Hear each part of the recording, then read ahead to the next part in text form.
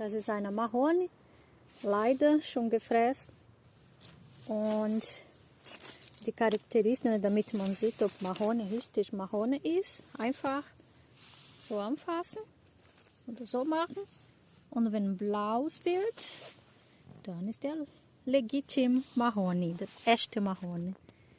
Guck mal, wie geil. Leider wird schon gefressen.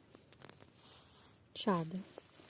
Aber auf jeden Fall ein sehr gutes Exemplar.